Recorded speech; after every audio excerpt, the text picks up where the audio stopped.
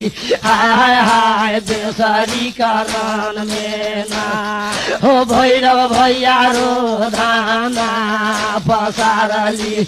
हाय हाय हाय बेसरी कारण में ना से माती कानू माती खीरू बली हमार बहिनिया है हम गला आकयान देवना है बनी दीदी नाका के बेसरिया गए बहिन गढ़ा कयान देवना से सोना पूरा हम बाजार से गे बनी दीदी सोना माँ मंगाए बहिनिया सोना माँ मंगाए देवो हे मधुबन बाजार में आ दीदी हम गढ़ा देवो नाग के बेसरिया।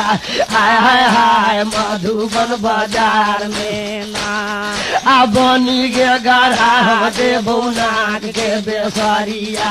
हाय हाय मधुबन बाजार में ना से सोना पूरे बाजार से गए बनी दीदी सोना माँ मंगे गे बहिनिया सोना मांगा ये देवोगे मधुबन बाजार में ना आ दीदी हम गढ़ा देव नाग के बेसरिया।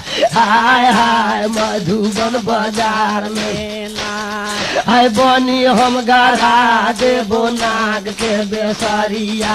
हाय हाय मधुबन बाजार में ना।